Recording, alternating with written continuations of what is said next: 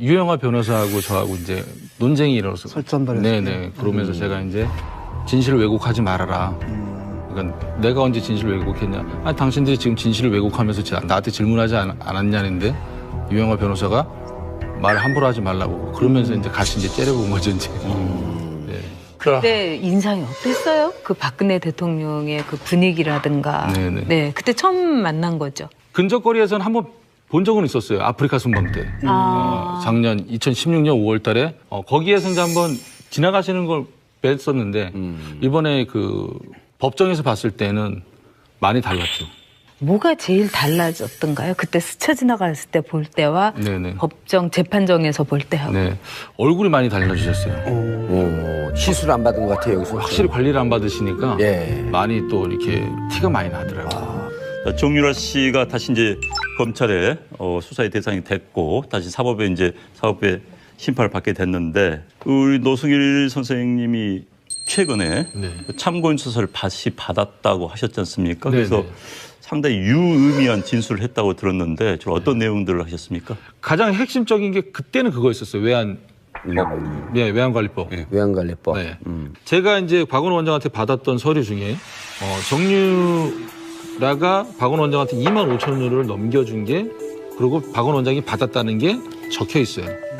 그러면 2만 5천 유로면 나갈 때도 신고해야 되고 들어갈 때도 신고해야 되거든요. 왜 이게 가능했느냐? 프리패스예요, 프리패스. 이들은 VIP입니다, 인천공항에서는. 구체적으로 느껴지던가요? 뭐 상황? 어디에서 딱 느꼈냐면요. 프랑크푸르트에서 느껴졌어요. 최순실은 딱 백 하나 딱 끼고 오고요. 비싼 케이스를 3개를 대한항공 지점장이 끌고 나오고 또 여직원이 스포츠 백을 3개를 또 끌고 나와요. 대한항공 지점장이 카트 끌고 나오는데 거기에 있는 독일인 보안 검사하는 사람들이 붙잡겠냐고요. 그냥 무조건 그냥 통과하죠. 그럼 인천공항에서는요 어떻게? 인천공항에서는 제가 VIP 쪽으로 이용하는 걸로 알고 있어요.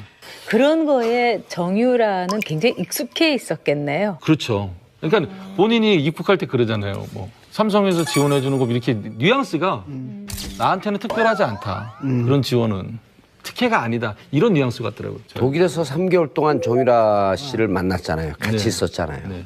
정유라 씨가 삼성과 관련된 발언을 또 뭘 했나요? 삼성과 관련된 발언은 극히 조심했었어요. 아, 정유라도? 네네. 하지만 가장 결정적인 건 이거 같아요. 프랑크푸르트에서 2015년 8월 26일 날 코어스포츠하고 삼성이랑 계약을 하잖아요. 삼성의 박상진 전 사장, 예. 그다음 황성수 전 전무, 그다음 법무팀 변호사 3명이서 박원호 원장이 인솔을 해서 비블리스 마장을 갑니다. 결정적인 건 뭘 보냐면 정유라가 말 타는 시범하는 모습을 보게 됩니다. 정유라는 누가 와서 자기가 말 타는 시범을 볼 것이라는 걸 인지를 하고 있었어요. 거기에다가 제가 삼성에서 오니까 다과를 준비해야 될 거 아니에요. 아하. 테이블을 세팅을 하고 정유라한테 삼성에서 와서 너 말 타는 걸 볼 거니까 너 시범 보여야 된다. 이것까지 제가 얘기했어요. 자기가 준비도 할 테니까. 네. 이게 검찰에서 전화가 와서 제가 이 부분을 설명을 해줬어요. 그랬더니 우리한테 먼저 했어야 되는데. 알겠다 이러는 거예요. 검찰에서는 가장 많이 물어본 게 어떤 부분이었어요? 계속 확인하면서. 가장 핵심적으로 보는 게 말이었었어요. 말. 삼성에서 말을 블라디미르. 어떻게 사주고 이게 실질적으로 정말 삼성에서 빌려준 거냐 아닌 거냐 이렇게 얘기가 나온 거죠. 근데 제가 생각했을 때는 이런 부분도 있을 것 같아요. 헬그 스트란드에서 말을 삽니다. 거진 한 250만 유로 정도 사잖아요. 예. 정유라의 코치가 되려고 했었던 게 그 네덜란드 국가대표 코치였던 사람이 안드레아스 헬그 스트란드였어요. 예. 그 사람이 말을 중개한 거고. 이 사람이 갖고 있었던 업체였던 거예요. 이 사람이 뭐라 했냐면은 비블리스에서 나는 못 가르친다. 나는 모든 시설을 갖추고 있으니까 네가 나한테 와라 그랬거든요. 그게 덴마크 올보르고인 것 같아요. 올리. 네. 어떤 방법을 사용했을 가능성이 있냐면요. 헬그 스트란드의 말을 250만 유로 주고 사고 고가의 말이니까 헬그 스트란드가 관리를 맡기는 거예요. 그러면 헬그 스트란드는 매달 관리 비용을 받아야 돼요. 쉽게 표현해서 관리 비용이 4마리에 1,000만 원이면 삼성에서 3,000만 원씩 더 주는 거예요.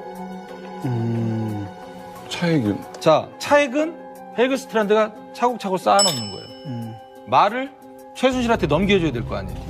그러면 삼성에서 말을 판매하겠다라고 얘기를 하면 해그스트란드는 삼성에서 미리 보내준 이 돈으로 그냥 주는 거예요. 상금 받은 거네요. 예.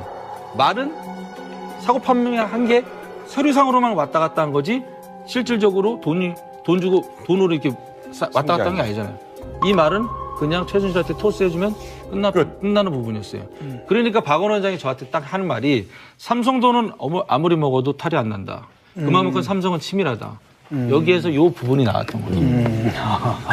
자, 최근 재판에서 또 하나의 충격적인 증언이 있었죠. 최순실 소유의 회사 비덱스포츠에서 정유라 씨한테 600만 원이 넘는 월급을 지급했다라는 얘기인데 저 부분은 저는 이렇게 해석하고 싶어요. 독일에 들어가면 무비자 상태에서 3개월을 체류할 수 있습니다. 근데 내가 어떤 회사를 취직할 것이다 라고 증명만 되면 6개월 임시비자를 줘요. 근데 그 안에 취직을 해야 돼요. 근데 정유라도 일단은 더 이상 연장이 안 되는 상황이었는데 가장 쉬운 방법은 노동비자였었던 거예요. 그러니까 노동비자를 받으려면 어떻게 됐나? 독일에도 우리나라와 마찬가지로 4대 보험이 있습니다. 그 낸 세금 영수증이 있어요. 내역이 있어야 돼요. 그 내역을 만들기 위해서 저 600만 원. 직원들한테 준 것처럼 했을 수도 있는 가능성이 큰 거죠. 정유라의 월급이 600만 원, 저 친구한테 걔 그 유지 비용도 600만 원이 모자른데 600만 원 말도 안 되죠. 별 의미가 없는. 의미가 없는 거죠. 저거는 비자 때문에. 비자를 받기 위한 하나의 수단으로 세금을 낸 것이다. 아니 정유라 씨도 600 받는데 노 부장님은 왜 이렇게 월급을 그때 그 사건 터졌을 때 그 독일에서 지내던 시절에 그 그치. 사진 뭐 이런 거 좀 봤거든요. 네네. 근데 무슨 저기 뭐 오지 탐험 거의 그 수준이었다고. 그 당시 어떻게 된 겁니까, 그건? 아 그때 당시에 최순실 씨가 9월 20 며칠경인가 잠깐 이제 데이비드 윤이라는 사람이 네. 한국에 와요. 많이 들어보네. 독일에 있다가 한국에 가서 잠깐 갔다가 최순실을 만나고 와서 저한테 부장님 전 좀 잠깐 보세요 하더라고요. 그래서 왜 무슨 일이세요? 그러니까는 부장님 회장님께서 모든 거 다 정리하고 한국에 들어오랍니다. 그러는 거예요. 내가 왜 들어가냐 한국에 그랬더니 그건 다 이유를 모르겠다. 난 안 들어가겠다. 그러면은 회장님께서 월급을 못 준다고 합니다. 그러더라고요. 또 그러면 독일에서 주기로 한 150만 원 주지 말고 한국에서는 200만 원 붙여준다고 했으니까 그것만 줘라 하면 됐지 않냐. 그렇게 전해라. 그렇게 했죠. 그 다음부터 부식을 딱 끊는 거예요. 그래서 제가 방법이 하나밖에 없었어요. 밥해서 물 말아서 간장 타서 한 보름을 먹었어요. 그러고 난 다음에 제가 모든 문서들을 그 와중에 이제 그렇게 물 말아 먹으면서 문서들이 하나둘씩 들어오면은 다 복사를. 스캔을 해서 파일로 만들죠. 그때는 왜 저기, 그게 스캔하고 그게 왜? 진행 사항을 더 많이 알아야 됐었던 부분도 있었어요. 네. 그때 당시에는 정경유착이라는 건 알았어요. 정경유착까지만. 선수들을 선발하기로 돼 있었던 거는 저는 그렇게 인지하고 들어갔어요. 마장마수 3명, 장애물 3명. 박원호 원장님도 그렇게 얘기를 했었고 박원호 원장님도 최순실한테 제가 봤을 땐 속은 거예요. 박원호 원장님 같은 경우에는 그 장애물 선수를 좀 누구를 좀 컨택을 하려고 좀 알아보러 다녔던 거 있어요. 그것도 사실이에요. 하지만 최순실이 꼴값 떨고 있네. 누구 때문에 이게 생겼느냐 해서 모든 게 다 틀어졌죠. 그러니까 박원호 원장이 그다음부터 선수 안 알아보러 다닙니다. 자, 오로지 이 한 사람만을 지원하기 위해서 만든 프로그램이었던 거예요. 그러니까 그게 그 전에 2014년 2월 달에는 권력형 비리를 했죠. 김종 전 차관이 사단법인이 쓸 장소로 일산 올림픽 스포츠센터와 분당 올림픽 스포츠센터를 파워포인트로 만들어서 갖고 오죠. 운영권, 그 다음에 시설도 사용할 수 있게끔. 둘 중에 하나 택해라. 그 파워포인트는요, 바로 사단법인에 갔어도 되는 파워포인트였어요. 모든 계획이 쫙. 그거를 잘 만들었다 그러더라고. 근데 이번에 이제 또 나온 증거 중에 최순실 씨가 운영하던 그 광고에서 플레이그라운드. 그렇죠. 그것도 그 전에 알고 있었어요? 플레이그라운드 전시는 코어 플랜이었어요. 플랜. 코 플랜. 자, 2015년 8월 초에 한국에도 법인을 만들 것이라고 그랬거든요. 근데 독일 법인과 한국 법인의 둘 다 이름이 안 정해진 상태였어요. 그런데 코어 스포츠로 정해지면서 한국 법인도 코어 플랜이라고 정해진 거예요. 자, 독일은 스포츠 매니지먼트, 한국에 있는 코어 플랜은 광고회사였던 거예요. 광고회사. 주력이. 예. 어떤 주력이었냐? 정부에서 그 이미지 광고 많이 하잖아요. 홍보. 발주하고 코업 플랜은 수주를 하고. 이야. 그다음에 기업들 광고도 수주를 하고. 최순실이 노승희를 왜 나가라고 했냐? 되게 궁금했었잖아요. 예. 고영태가 독일에 들어와서 친구도 보냈는데 최순실, 박원호, 고영태가 셋이서 얘기해 보니 이 판도 아니라는 거예요. 승마 2020년 도쿄 올림픽의 금메달이 목표가 아니라 돈의 목표였었구나라는 결론을 내린 거예요.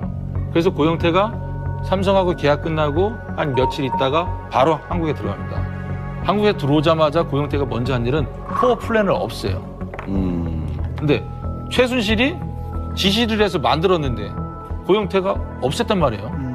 저보러 한국 들어와서 고영태를 찾으라는 거예요. 말이 안 되잖아요. 그래서 나는 그런 이유로 하면 안 들어가겠다. 아, 이렇게 된 거군요. 최순실과 고영태의 관계가 어떤 관계이길래 고영태가 최순실의 허락도 받지 않고 막 회사도 없애버리고 하는 거 어느 정도 관계예요? 고영태는 좀 올바른 생각을 갖고 있었어요. 어떤 올바른 생각이냐면 최순실이 이런 걸 갖고 와요. 근데 고영태는 그 전에 이제 VIP하고의 관계를 좀 알았었나 봐요. 최순실하고의. 그래서 이거는 나중에 문제가 생깁니다.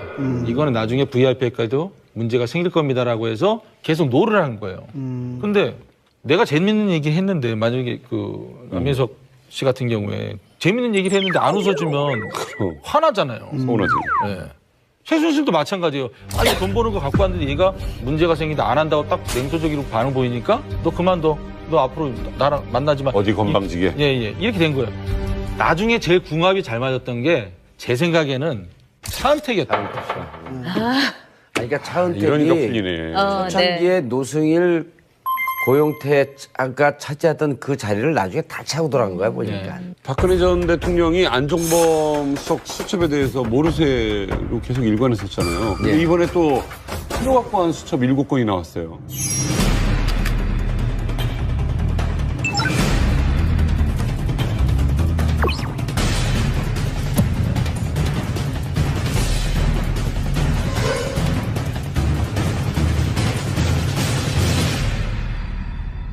아니 근데 궁금한 게요. 뭐 미국의 FBI 국장은 뭐 메모한 게 증거 채택 능력이 있다 뭐 이런 얘기도 하는데 예.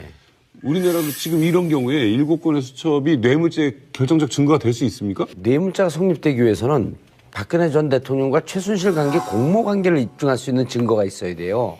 근데 지금까지는 공모 관계 공동 지갑을 어떻게 설명을 했었냐면 최순실 박근혜 대통령의 옷값을 내주지 않았냐.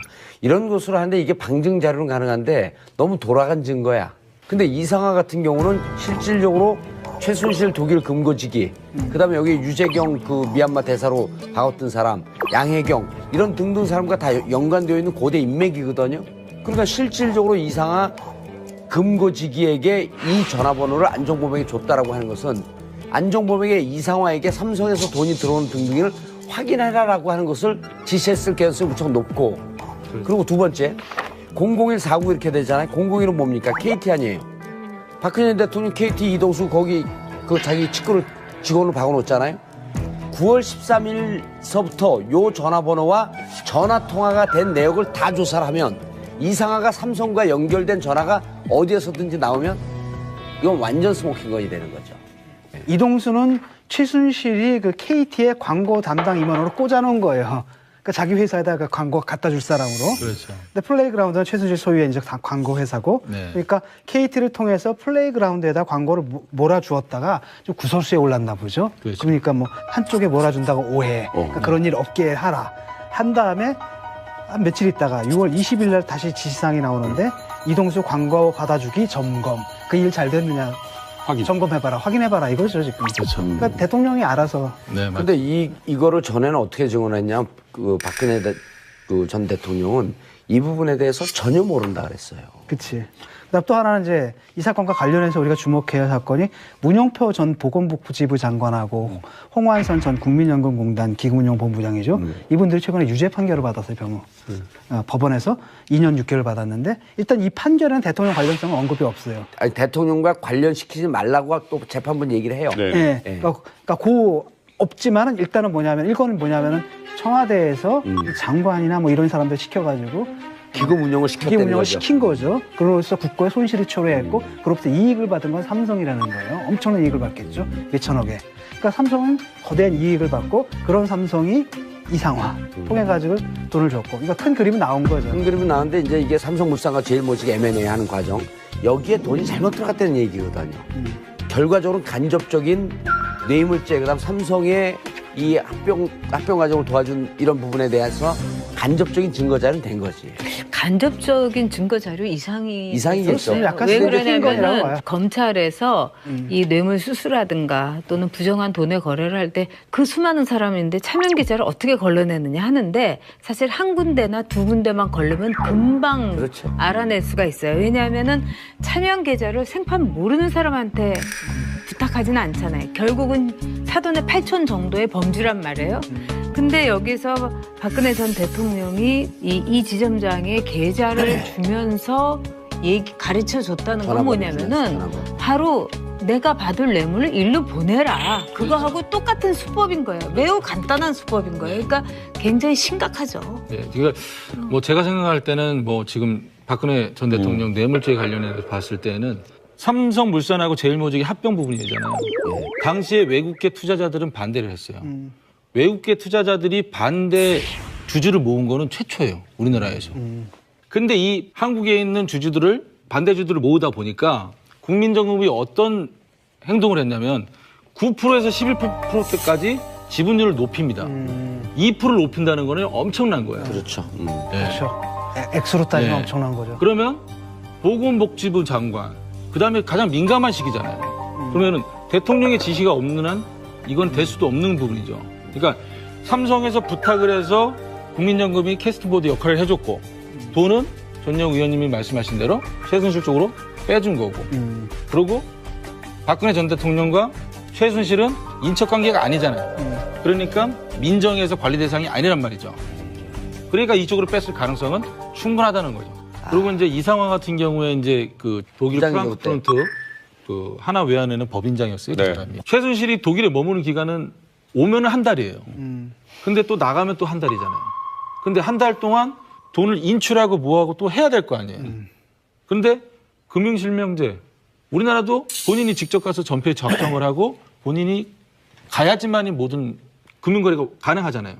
최순실이 가기 전에 이게 전표라고 생각해 보세요. 출금 전표라고. 그럼 최순실이 여기다 사인만 하고 가는 거예요. 수십 장을 사인하고 갑니다. 미리 네.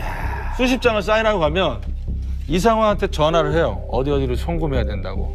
그럼 이상화가 사인이 됐으니까 이상화가 다 적습니다. 프린트를 만들고. 그다음에 송금을 하고 보고를 하는 거죠. 이상화가. 그러니까 그게 코스포스 재단에 있는 돈 아니에요. 그렇죠. 코스포스에 있는 예, 돈. 예.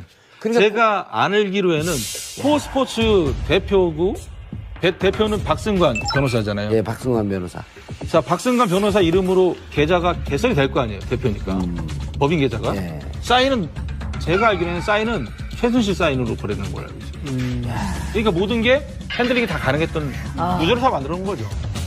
지난번 저희 외부자들하고 보이스피싱을 하셨죠. 네네네. 그 당시에 취조하는 것 같아요. 그게 말이에요. 검찰 같아. 괜찮습니다. 저는 적응이 돼 있기 때문에. 익숙하죠. 오늘 오전에 워낙에 많이 다녀서 괜찮습니다. 제가 더 자연스러운 것 같아요. 상황극의 한 장면. 검찰식으로 해보겠습니다. 네. 그럼 처음 다시 하겠습니다. 네네네. 검찰에서도 그래요. 지난번 저희 외부자들하고 이 보이스피싱을 하셨죠. 네, 그렇죠. 예. 그때 정동춘 이사장의 행방불명으로 회계단 직원들이 월급을 못 받고 있다 이렇게 이야기를 하셨죠. 네, 맞습니다. 예. 요즘 근황 좀 궁금한데요. 예, 요즘에 그 K스포츠 재단 출근하고 있고요. 대신에 월급은 지금 못 받고 있습니다. 출근을 하는데 월급이 안 나와요? 예, 정동춘 전 이사장님께서 법인 공장에 있는 도장을 갖고 나가셔가지고 비밀번호를 다 바꿔놔가지고 저희가 월급을 지금 못 받고 있습니다. 아이고야. 그런데 이제 최근 언론 보도를 보면은 정동춘 이사장이 K스포츠 재단의 출연금 네. 남아있는 275억 원이 모인 계좌를 네. 인출하려고 시도했다 이런 보도가 나와서 좀 네네. 놀랐는데 네. 근데 상식적으로 본다면은 K스포츠 재단은 이미 알려져 있고 은행에서도 특별 관리를 할 것 같은데 네네. 바보가 아닌 이상 인출하러 갔을 것 같지는 않아요. 상식선을 본다면은. 네. 어떤 뒷사정이 있습니까? 왜 그랬을까요? 본인이 은행을 찾아갈 때 판결문을 갖고 왔거든요. 그러니까 그게 뭐였냐면은 정동춘 이사장이 2017년 1월 13일 날 이사장이 연임이 안 돼요. 그래서 해임이 된 상황이었고 본인이 나가면서 재단에 머물러야 될 도장, 사용인감을 갖고 나갔어요. 그리고 그 다음날 각 거래은행 찾아가서 비밀번호를 바꿔놓고 또한 다른 은행의 계좌를 개설을 해서 그쪽으로 또 이체도 시켜놓은 것도 있었고 그런 상황에서 저희도 이제 그 사람이 돈을 못 쓰게끔 막아내야 될 거 아니에요. 그래서 저희도 은행에다가 지급 정지를 시켜놨죠. 그래서 양쪽 다 못 쓰게끔 만들어놓은 그렇게 되니까 정동춘 이사장이 가처분 신청을 걸어놓은 거죠. 법원에다가. 그 부분이 일단 판결이 정동춘 전 이사장한테 유리하게끔 났어요. 거기에 대해서 저희가 이제 2심을 청구할 수 있고 그런 상황인데 그 판결문을 갖고 은행에 가서 인출을 시도하려고 했는데 은행에서 또 경찰서에 전화했죠. 경찰서에 전화했죠. 근데 정동춘 전 이사장의 해명은 정말 웃지 못할 상황이 된 거예요. 재단에 임금 얘기던데? 네네 재단에 뭐 공과금이 밀려서 그다음 임금이 밀린 상황이기 때문에 그걸 해결해 줘. 근데 먼저 본인이 재단에다가 공과금이 얼마가 밀렸는지 직원들의 급여가 얼마나 밀렸는지를 먼저 확인하고 은행을 갔어야 되는 부분이거든요. 그리고 본인이 그런 좋은 마음이었다면 재단에 내가 이만저만해서 이러니 은행을 가겠다라고 했어야 되는데 몰래 갔거든요. 거기서 발각이 됐는데 구차한 변명을 늘어놓으면서 본인이 더 안 좋아진 상황이 된 거예요. 진짜 임금 줄 마음은 몇 프로나 있었을까요? 제로입니다. 근데 그 돈을 개인적으로 쓰는 순간 횡령으로 즉시 세고랑이 차게 될 텐데 바보가 아니서 어떻게 빼낼 수 있을까요, 이거?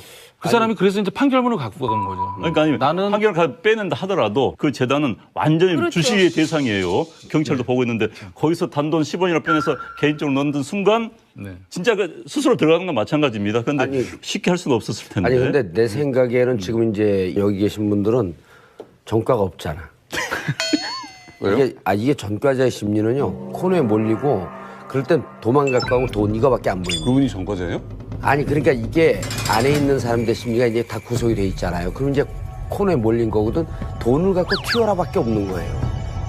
제가 보기에는 이 돈은 이미 눈먼 돈을 모아놨는데 저 몇백억이 어르렁거리는 거예요 계속. 그래서 저는 본인이 생각을 했든 아니면 제3자가 얘기했든 전 빼갖고 튀려고 했던 거밖에 없어요. 아니 상식적으로 이렇게 피곤한 일에 연루가 되면 난 그 자리 빨리 박차고 나가서 근데 자유로운 최순실 자체가 어떻게 보면은 나랏돈 빼먹는 거를 그 목표로 삼은 거 아니에요. 그런 점에 아니, 있어서는 그러니까 돈을 빼갖고 튀려고 했던 네. 거예요 내가 보기에는. 그거밖에 길이 없어요. 은에 대해서는 집착이 굉장히 강했던 사람 같아. 근데 이제 최순실이 뭐 이런 뭐 K 스포츠도 만들고 뭐 이것저것 만드는 그런 솜씨를 보면 거의 전문가의 수완인데 반면에 언행을 보면은 또 정말 대책 없는 그 아줌마 같다는 느낌도 드는 거예요. 아주머니들 중에서도 이 머리가 잘 돌아가는 분이 있는데 이건 완전히 그냥 내지르는 그런 스타일인데 도대체 어떤 게 진짜 최순실의 얼굴인가요? 모습인가요? 저는 후자 쪽에 이제 내질리는 스타일이 이제 최순실의 스타일이라고 보고요. 오. 최순실이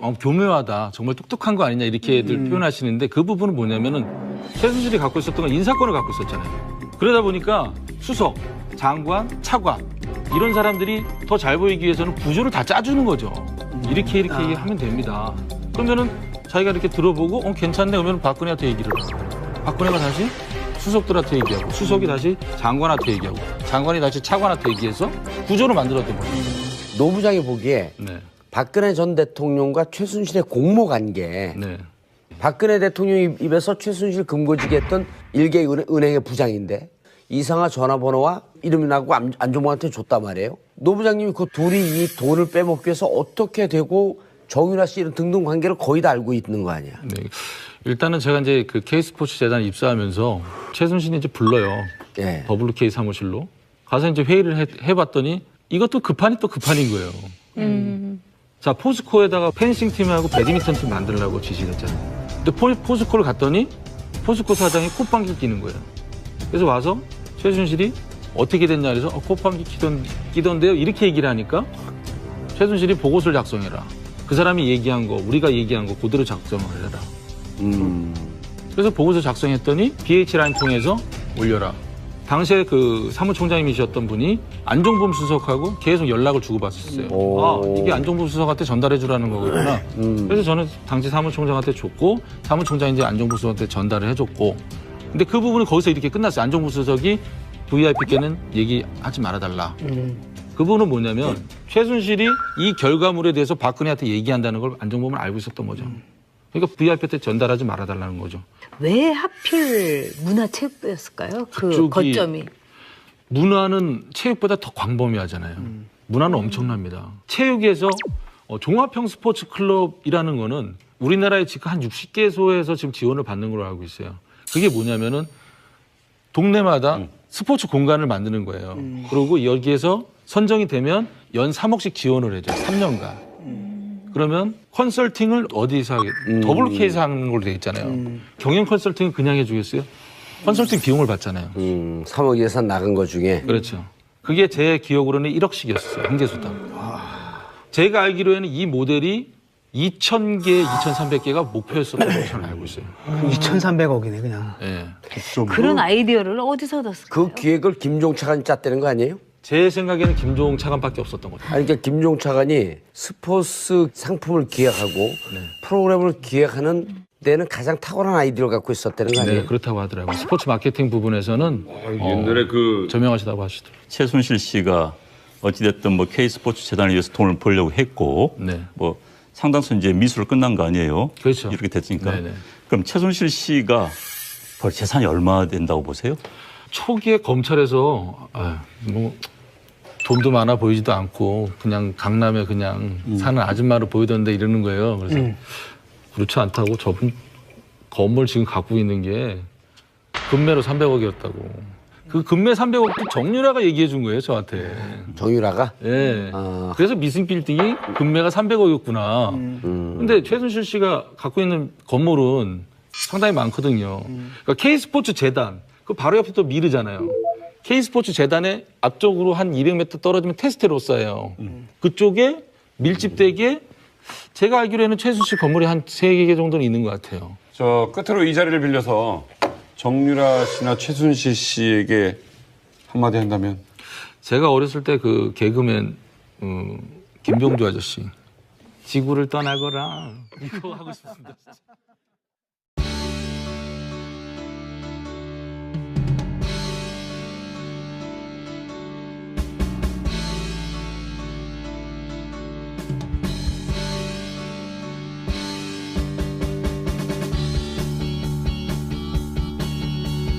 정동춘 이사장이 K스포츠 재단의 출연금 네. 남아있는 275억 원이 모인 계좌를 네. 인출하려고 시도했다 이런 보도가 나와서 네, 네. 놀랐는데 네. 근데 상식적으로 본다면은 K스포츠 재단은 이미 알려져 있고 은행에서도 특별 관리를 할 것 같은데 네, 네. 바보가 아닌 이상 인출하러 갔을 것 같지는 않아요. 상식성에 본다면은 네. 어쩌 뒷사정이 있습니까? 왜 그랬을까요?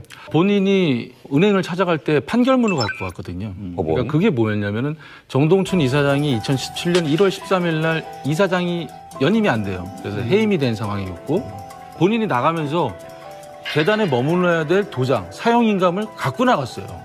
그리고 그 다음날 각 거래은행 찾아가서 비밀번호를 바꿔놓고 또한 다른 은행의 계좌를 개설을 해서 그쪽으로 또 이체도 시켜놓은 것도 있었고 그런 상황에서 저희도 이제 그 사람이 돈을 못 쓰게끔 막아내야 될 거 아니에요. 그래서 저희도 은행에다가 지급 정지를 시켜놨죠. 그래서 양쪽 다 못 쓰게끔 만들어놓은 그렇게 되니까 정동춘 이사장이 가처분 신청을 걸어놓은 거죠. 법원에다가. 그 부분이 일단 판결이 정동춘 전 이사장한테 유리하게끔 났어요. 거기에 대해서 저희가 이제 2심을 청구할 수 있고 그런 상황인데 그 판결문을 갖고 은행에 가서 인출을 시도하려고 했는데 은행에서 또 경찰서에 전화했죠. 경찰서에 전화했죠. 근데 정동춘 전 이사장의 해명은 정말 웃지 못할 상황이 된 거예요. 재단에 임금 얘기던데? 네네 재단에 뭐 공과금이 밀려서 그다음 임금이 밀린 상황이기 때문에 그걸 해결해 주고. 근데 먼저 본인이 재단에다가 공과금이 얼마가 밀렸는지 직원들의 급여가 얼마나 밀렸는지를 먼저 확인하고 은행을 갔어야 되는 부분인데요. 그리고 본인이 그런 좋은 마음이었다면 재단에 내가 이만저만해서 이러니 은행을 가겠다라고 했어야 되는데 몰래 갔거든요. 거기서 발각이 됐는데 구차한 변명을 늘어놓으면서 본인이 더 안 좋아진 상황이 됩니다. 진짜 임금 줄 마음은 몇 프로나 있었을까요? 제로입니다. 근데 그 돈을 개인적으로 쓰는 순간 횡령으로 즉시 세고랑이 차게 될 텐데 바보가 아니서 어떻게 빼낼 수 있을까 이거? 그 사람이 그래서 이제 판결문을 갖고 간 거죠. 그러니까 아니 나는 판결을 빼낸다 하더라도 그 재단은 완전히 그렇죠. 주시의 대상이에요. 경찰도 보고 있는데 거기서 단돈 10원이나 빼내서 개인적으로 넣는 순간 네. 진짜 그 스스로 들어가는 건 마찬가지입니다. 그런데 아니, 쉽게 할 수는 없었을 텐데. 아니 근데 내 생각에는 지금 이제 여기 계신 분들은 전과가 없잖아. 왜요? 이게 전과자의 심리는요. 코너에 몰리고 그럴 땐 도망갈까 돈 이거밖에 안 보입니다. 그분이 전과자예요? 아니 그러니까 이게 안에 있는 사람들 심리가 이제 다 구속이 돼 있잖아요. 그럼 이제 코너에 몰린 거거든. 돈을 갖고 튀어라밖에 없는 거예요. 제가 보기에는 이 돈은 이미 눈먼 돈을 모아놨는데 저 몇백억이 어르렁거리는 거예요 계속. 그래서 저는 본인이 생각을 했든 아니면 제3자가 얘기했든 전 빼갖고 튀려고 했던 거밖에 없어요. 아니 상식적으로 이렇게 피곤한 일에 연루가 되면 난 그 자리 빨리 박차고 나가서 자유를 근데 먹으면 되고. 최순실 자체가 어떻게 보면은 나랏돈 빼먹는 거를 그 목표로 삼은 거 아니에요. 그런 점에 아니, 있어서는 그러니까 돈을 빼갖고 튀려고 했던 네. 거예요 내가 보기에는. 그거밖에 길이 없어요. 은에 대해서는 집착이 굉장히 강했던 사람 같아. 근데 이제 최순실이 뭐 이런 뭐 K 스포츠도 만들고 뭐 이것저것 만드는 그런 솜씨를 보면은 거의 전문가의 수완인데 반면에 언행을 보면은 또 정말 대책 없는 그 아줌마 같다는 느낌도 드는 거예요. 아주머니들 중에서도 이 머리가 잘 돌아가는 분이 있는데 이건 완전히 그냥 내지르는 그런 스타일인데 도대체 어떤 게 진짜 최순실의 얼굴인가요? 모습인가요? 저는 후자 쪽에 이제 내질리는 스타일이 이제 최순실의 스타일이라고 보고요. 오. 최순실이 교묘하다, 정말 똑똑한 거 아니냐 이렇게들 표현하시는데 그 부분은 뭐냐면은 최순실이 갖고 있었던 건 인사권을 갖고 있었잖아요. 그러다 보니까 수석, 장관, 차관 이런 사람들이 더 잘 보이기 위해서는 구조를 다 짜주는 거죠. 이렇게 하면 됩니다. 그러면은 자기가 이렇게 들어보고 괜찮네 그러면 박근혜한테 얘기를 하고 박근혜가 다시 수석들한테 얘기하고 수석이 다시 장관한테 얘기하고 장관이 다시 차관한테 얘기해서 구조를 만들었던 거죠. 노 부장이 보기에 네. 박근혜 전 대통령과 최순실의 공모 관계. 네. 박근혜 대통령 입에서 최순실 금고지기 했던 일개 은행의 부장인데 이상한 전화번호와 이름이 나고 안종범한테 줬단 말이에요. 노 부장님이 그 둘이 이 돈을 빼먹기 위해서 어떻게 되고 정윤아 씨 이런 등등 관계를 거의 다 알고 있는 거 아니야. 네. 일단은 제가 이제 그 K스포츠 재단 입사하면서 최순실이 이제 불러요. 예. WK 사무실로. 가서 이제 회의를 해봤더니 이것도 급한이 또 급한인 거예요. 자, 포스코에다가 펜싱 스포츠로 정해지면서 한국 법인도 코어 플랜이라고 정해진 거예요. 자, 독일은 스포츠 매니지먼트. 한국에 있는 코어 플랜은 광고회사였다. 광고회사. 주력이. 예. 어떤 주력이었냐? 정부에서 그 이미지 광고 많이 하잖아요. 홍보. 발주하고 코어 플랜은 수주를 하고. 이야. 그다음에 기업들 광고도 수주를 하고. 최순실이 노승희를 왜 나가라고 했냐? 되게 궁금했었잖아요. 예. 고영태가 독일에 들어와서 친구도 보냈는데 최순실, 박원호, 고영태가 셋이서 얘기해 보니 이 판도 아니라는 거예요. 승마 2020년 도쿄 올림픽의 금메달이 목표가 아니라 돈의 목표였었구나라는 결론을 내린 거예요. 그래서 고영태가 삼성하고 계약 끝나고 한 며칠 있다가 바로 한국에 들어갑니다. 한국에 들어오자마자 고영태가 먼저 한 일은 코어 플랜을 없애요. 근데 최순실이 지시를 해서 만들었는데 고영태가 없앴단 말이에요. 저보러 한국 들어와서 고영태를 찾으라는 거예요. 말이 안 되잖아요. 그래서 나는 그런 이유로 하면 안 들어가겠다. 아 이렇게 된 거군요. 최순실과 고영태의 관계가 어떤 관계이길래 고영태가 최순실의 허락도 받지 않고 막 회사도 없애버리고 하는 거 어느 정도 관계? 고영태는 좀 올바른 생각을 갖고 있었어요. 어떤 올바른 생각이냐면 최순실이 이런 걸 갖고 와요. 근데 고영태는 그 전에 이제 VIP하고의 관계를 좀 알았었나 봐요. 최순실하고의. 그래서 이거는 나중에 문제가 생깁니다. 이거는 나중에 VIP까지도 문제가 생길 겁니다라고 해서 계속 노를 하는 거예요. 근데 내가 재밌는 얘기를 했는데 만약에 그 남인석 씨 같은 경우에 재밌는 얘기를 했는데 안 웃어주면 화나잖아요. 서운하지. 네. 최순실도 마찬가지예요. 아니 돈 버는 거 갖고 왔는데 얘가 문제가 생긴다 안 한다고 딱 냉소적으로 반응 보이니까 너 그만둬. 너 앞으로 나랑 만나지 마. 어디 건방지게. 예. 이렇게 된 거예요. 나중에 제일 궁합이 잘 맞았던 게 제 생각에는 차은택이었다고. 그러니까 차은택이 이러니까 풀리네. 초창기에 노승일 고용태가 차지했던 그 자리를 나중에 다 차고 돌아간 거야 보니까. 박근혜 전 대통령이 안종범 수석 수첩에 대해서 모르쇠로 계속 일관했었잖아요. 근데 예. 이번에 또 새로 확보한 수첩 7건이 나왔어요.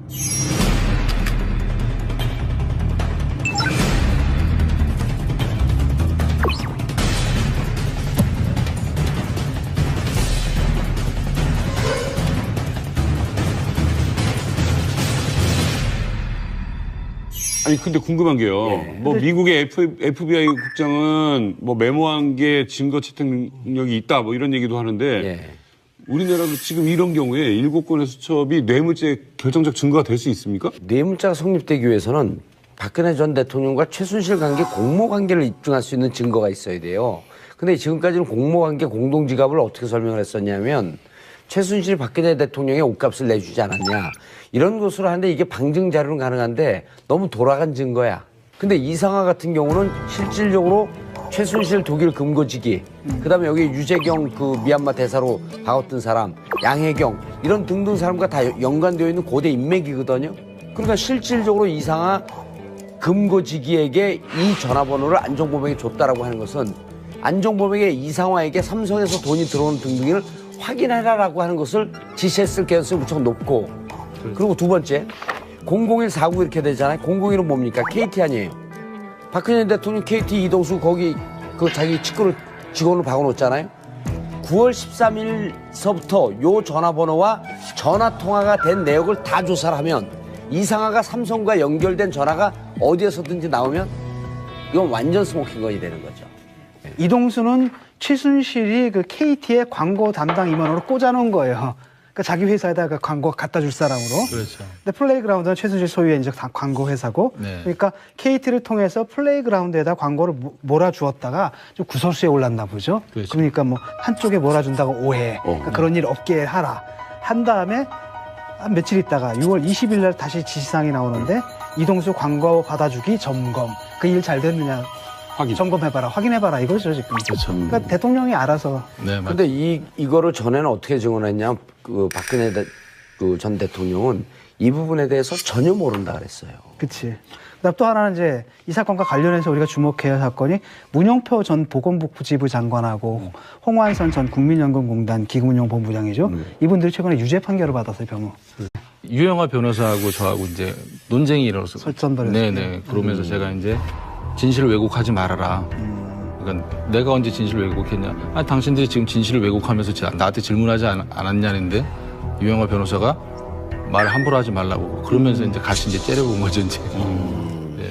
그때 인상이 어땠어요? 그 박근혜 대통령의 그 분위기라든가. 네네. 네, 그때 처음 만난 거죠. 근접거리에서는 한번 본 적은 있었어요. 아프리카 순방 때.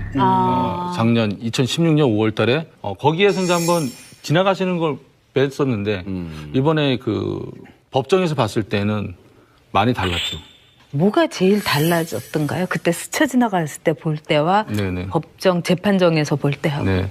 얼굴이 많이 달라지셨어요. 시술 안 받은 것 같아요 여기서. 확실히 관리를 안 받으시니까 예. 많이 또 이렇게 티가 많이 나더라고요. 정유라 씨가 다시 이제 검찰에 수사의 대상이 됐고 다시 사법에 심판을 받게 됐는데 우리 노승일 선생님이 최근에 네. 참고인 수사를 다시 받았다고 하셨지 않습니까? 네네. 그래서 상당히 유의미한 진술을 했다고 들었는데 주로 어떤 내용들을 하셨습니까? 가장 핵심적인 게 그때는 그거였었어요. 외환관리법. 외환관리법. 네. 제가 이제 박원호 원장한테 받았던 서류 중에 정유라가 박원호 원장한테 2만 5천 유로를 넘겨준 게 그리고 박원호 원장이 받았다는 게 적혀 있어요. 그러면 2만 5천 유로면 나갈 때도 신고해야 되고 들어갈 때도 신고해야 되거든요. 왜 이게 가능했느냐? 프리패스예요, 프리패스. 이들은 VIP입니다, 인천공항에서는. 구체적으로 느껴지던가요? 뭐 어떤 상황? 어디에서 딱 느꼈냐면요. 프랑크푸르트에서 느껴졌어요. 최순실은 딱 백 하나 딱 끼고 오고요. 비싼 케이스를 3개를 대한항공 지점장이 끌고 나오고 또 여직원이 스포츠 백을 3개를 또 끌고 나와요. 대한항공 지점장이 카트 끌고 나오는데 거기에 있는 독일인 보안 검사하는 사람들이 붙잡겠냐고요. 그냥 무조건 그냥 통과하죠. 그럼 인천공항에서는요 어떻게? 인천공항에서는 제가 VIP 쪽으로 이용하는 걸로 알고 있어요. 그런 거에 정유라는 굉장히 익숙해 있었겠네요. 그렇죠. 그러니까 본인이 입국할 때 그러잖아요. 뭐 삼성에서 지원해주는 거 이렇게 뉘앙스가 나한테는 특별하지 않다. 그런 지원은 특혜가 아니다. 이런 뉘앙스 같더라고요. 독일에서 3개월 동안 정유라 씨를 만났잖아요. 같이 네. 있었잖아요. 네. 정유라 씨가 삼성과 관련된 발언을 또 뭘 했나요? 삼성과 관련된 발언은 극히 조심했었어요. 아, 정유라도? 네네. 오. 하지만 가장 결정적인 건 이거 같아요. 프랑크푸르트에서 2015년 8월 26일 날 코어스포츠하고 삼성이랑 계약을 하잖아요. 삼성의 박상진 전 사장, 예. 그다음 황성수 전 전무, 그다음 법무팀 변호사 3명이서 박원호 원장이 인솔을 해서 비블리스 마장을 갑니다. 결정적인 건 뭘 보냐면 정유라가 말 타는 시범하는 모습을 보게 됩니다. 정유라는 누가 와서 자기가 말 타는 시범을 볼 것이라는 걸 인지를 하고 있었어요. 거기에다가 제가 삼성에서 오니까 다과를 준비해야 될 거 아니에요. 아하. 테이블을 세팅을 하고 정유라한테 삼성에서 와서 너 말 타는 걸 볼 거니까 너 시범 보여야 된다. 이것까지 제가 얘기했어요. 근데 자기가 준비도 할 테니까. 네. 이게 검찰에서 전화가 와서 제가 이 부분을 설명을 해줬어요. 그랬더니 우리한테 먼저 했어야 되는데. 알겠다 이러는 거예요. 검찰에서는 가장 많이 물어본 게 어떤 부분이었어요? 계속 확인하면서 가장 핵심적으로 보는 게 말이었었어요. 말. 삼성에서 말을 블라디미르. 어떻게 사주고 이게 실질적으로 정말 삼성에서 빌려준 거냐 아닌 거냐 이렇게 얘기가 나온 거죠. 근데 제가 생각했을 때는 이런 부분도 있을 것 같아요. 헬그 스트란드에서 말을 삽니다. 거진 한 250만 유로 정도 하잖아요. 예. 정유라의 코치가 되려고 했었던 게 그 네덜란드 국가대표 코치였던 사람이 안드레아스 헬그 스트란드였어요. 예. 그 사람이 말을 중개한 거고. 이 사람이 갖고 있었던 업체였던 거예요. 이 사람이 뭐라 했냐면은 비블리스에서 나는 못 가르친다. 나는 모든 시설을 갖추고 있으니까 네가 나한테 와라 그랬거든요. 그게 덴마크 올보르그인 거예요. 올리. 네. 어떤 방법을 사용했을 가능성이 있냐면요. 헬그 스트란드한테 말을 250만 유로 주고 사고 고가의 말이니까 헬그 스트란드가 관리를 맡기는 거예요. 그러면 헬그 스트란드는 매달 관리 비용을 받아야 돼요. 쉽게 표현해서 관리 비용이 4마리에 1,000만 원이면 삼성에서 3,000만 원씩 더 주는 거예요. 차액은 자, 차액은 헬그 스트란드가 차곡차곡 쌓아놓는 거예요. 말을 최순실한테 넘겨줘야 될 거 아니에요. 그러면 삼성에서 말을 판매하겠다라고 얘기를 하면 헬그 스트란드는 삼성에서 미리 보내준 이 돈으로 그냥 주는 거예요. 상금 받은 거네요. 네. 말은 사고 판매한 게 서류상으로만 왔다 갔다 한 거지 실질적으로 돈 주고 돈으로 이렇게 왔다 갔다 한 게 아니잖아요. 이 말은 그냥 최순실한테 토스해주면 끝나는 부분이었어요. 그러니까 박원호 원장이 저한테 딱 하는 말이 삼성 돈은 아무리 먹어도 탈이 안 난다. 그만큼 삼성은 치밀하다. 여기에서 이 부분이 나왔던 거죠. 자, 최근 재판에서 또 하나의 충격적인 증언이 있었죠. 최순실 소유의 회사 비덱스포츠에서 정유라 씨한테 600만 원이 넘는 월급을 지급했다라는 얘기인데 저 부분은 저는 이렇게 해석하고 싶어요. 독일에 들어가면 무비자 상태에서 3개월을 체류할 수 있습니다. 그렇죠. 근데 내가 어떤 회사를 취직할 것이다 라고 증명만 되면 6개월 임시 비자를 줘요. 근데 그 안에 취직을 해야 돼요. 근데 정유라도 일단은 더 이상 연장이 안 되는 상황이었는데 가장 쉬운 방법은 노동비자였었던 거예요. 그러니까 노동비자를 받으려면 어떻게 된다? 독일에도 우리나라와 마찬가지로 4대 보험이 있습니다. 그 낸 세금 영수증이 있어요. 내역이 있어야 돼요. 그 내역을 만들기 위해서 저 600만 원. 직원들한테 준 것처럼 했을 수도 있는 가능성이 큰 거죠. 정유라의 월급이 600만 원, 저 친구한테 걔 그 유지 비용도 600만 원이 모자른데 600만 원 말도 안 되죠. 별 의미가 없는. 의미가 없는 거죠. 저거는 비자 때문에. 비자를 받기 위한 하나의 수단으로 세금을 낸 것이다. 아니 정유라 씨도 600 받는데 노 부장님은 왜 이렇게 월급을 좀 그때 그 사건 터졌을 때 그 독일에서 지내던 시절에 그 그치. 사진 뭐 이런 거 좀 봤거든요. 네네. 근데 무슨 저기 뭐 오지 탐험 거의 그 수준이었다고. 그 당시 어떻게 된 겁니까, 그건? 아 그때 당시에 최순실 씨가 9월 20 며칠경인가 잠깐 이제 데이비드 윤이라는 사람이 네. 한국에 와요. 들어보네.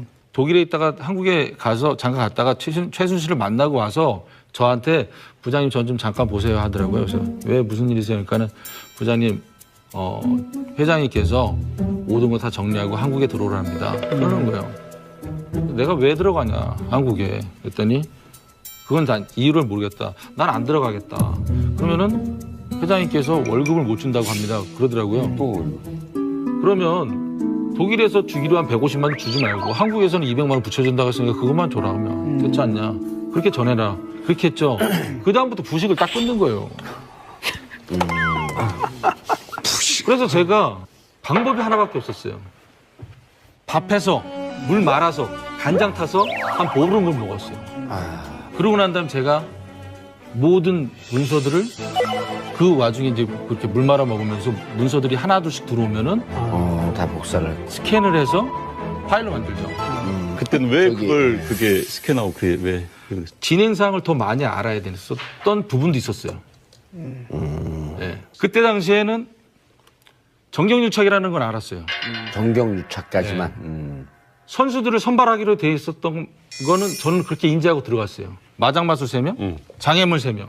박원 원장님도 그렇게 얘기를 했었고 박원 원장님도 최순실한테 제가 봤을 때는 속은 거예요.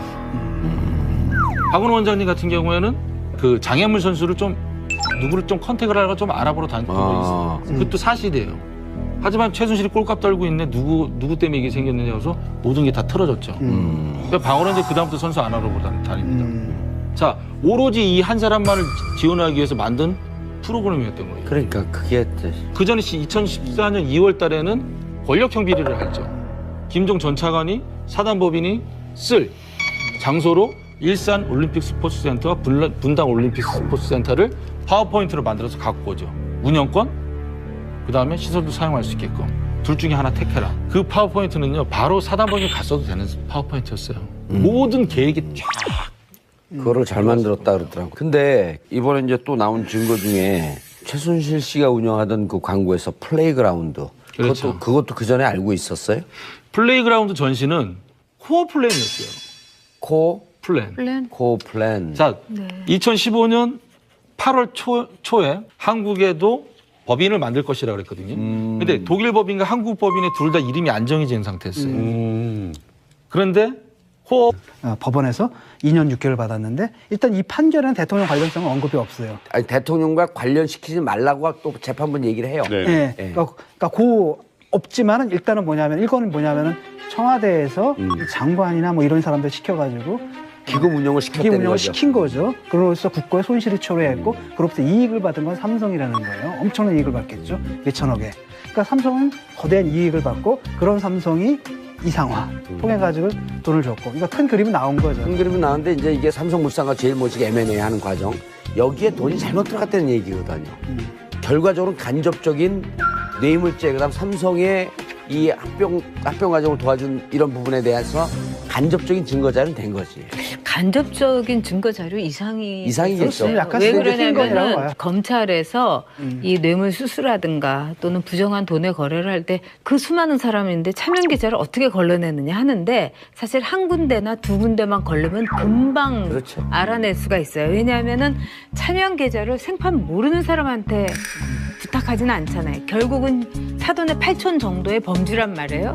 근데 여기서 박근혜 전 대통령이 이 지점장의 계좌를 주면서 가르쳐 줬다는 건 뭐냐면은 바로 내가 받을 뇌물을 일로 보내라. 그거하고 똑같은 수법인 거예요. 매우 간단한 수법인 거예요. 그러니까 굉장히 심각하죠. 네, 그러니까 뭐 제가 생각할 때는 뭐 지금 박근혜 전 대통령 뇌물죄 관련해서 봤을 때는 삼성물산하고 제일모직이 합병 부분이잖아요.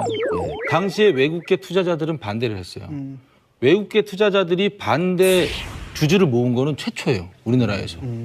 근데 이 한국에 있는 주주들을 반대 주주들을 모으다 보니까 국민정부이 어떤 행동을 했냐면 9%에서 11%까지 지분율을 높입니다. 2%를 높인다는 거는 엄청난 거예요. 그렇죠. 그렇죠. 액수로 따지면 네. 엄청난 거죠. 그러면 보건복지부 장관, 그다음에 가장 민감한 시기잖아요. 그러면은 대통령의 지시가 없는 한 이건 될 수도 없는 부분이죠. 그러니까 삼성에서 부탁을 해서 국민연금이 캐스트보드 역할을 해줬고 돈은 전영 의원님이 말씀하신 대로 최순실 쪽으로 빼준 거고 그리고 박근혜 전 대통령과 최순실은 인척 관계가 아니잖아요. 그러니까 민정에서 관리 대상이 아니란 말이죠. 그러니까 이쪽으로 뺐을 가능성은 충분하다는 거죠. 그리고 이제 이 상황 같은 경우에 이제 그 독일 부장이고 프랑크푸르트 그 하나 외환에는 법인장이었어요. 그 네. 사람이. 최순실이 독일에 머무는 기간은 오면은 한 달이에요. 근데 또 나가면 또 한 달이잖아요. 근데 한 달 동안 돈을 인출하고 뭐하고 또 해야 될 거 아니에요. 근데 금융실명제 우리나라도 본인이 직접 가서 전표에 작성을 하고 본인이 가야지만이 모든 금융거래가 가능하잖아요. 최순실이 가기 전에 이게 전표라고 생각해 보세요. 출금 전표라고. 그럼 최순실이 여기다 사인만 하고 가는 거예요. 수십 장을 사인하고 갑니다. 미리 네. 수십 장을 사인하고 가면 이상화한테 전화를 해요. 어디를 송금해야 된다고. 그럼 이상화가 사인이 됐으니까 이상화가 다 적습니다. 프린트를 만들고. 그 다음에 송금을 하고 보고를 하는 거죠. 이상화가. 그러니까 그게 코스포스 재단에 있는 돈 아니에요. 그렇죠. 코스포스에 있는 예, 돈. 예. 그러니까 제가 알기로에는 코스포츠 대표고 대표는 박승관 변호사잖아요. 예, 박승환 변호사. 자, 박승관 변호사 이름으로 계좌가 개설이 될 거 아니에요. 대표니까. 법인 계좌가. 예. 사인은 제가 알기로는 사인은 최순실 사인으로 보내는 걸 알고 있어요. 그러니까 모든 게 핸들링이 다 가능했던 구조를 다 만들어 놓은 거죠. 지난번 저희 외부자들하고 보이스피싱을 하셨죠. 네네네. 그 당시에 취조하는 것 같아요. 그게 말이야. 검찰 같아. 괜찮습니다. 저는 적응이 돼 있기 때문에. 익숙하지 오늘 오전에 워낙에 많이 다녀서 괜찮습니다. 제가 더 자연스러운 것 같아요. 상황극의 한 장면. 검찰식으로 해보겠습니다. 네. 그럼 처음 다시 하겠습니다. 네네네. 검찰에서도 그래요. 지난번 저희 외부자들하고 이 보이스피싱을 하셨죠. 네, 그렇죠. 예. 그때 정동춘 이사장의 행방불명으로 회계단 직원들이 월급을 못 받고 있다 이렇게 이야기를 하셨죠. 네, 맞습니다. 예. 요즘 근황 좀 궁금한데요. 아, 예, 요즘에 그 K스포츠 재단 출근하고 있고요. 그 대신에 월급은 지금 못 받고 있습니다. 출근을 하는데 월급이 안 나와요? 예, 정동춘 전 이사장님께서 법인 공장에 있는 부장을 갖고 나가셔가지고 일본을 다 바꿔나가지고 저희가 월급을 지금 못 받고 있습니다. 아이고야. 그런데 이제 최근 언론 보도를 보면은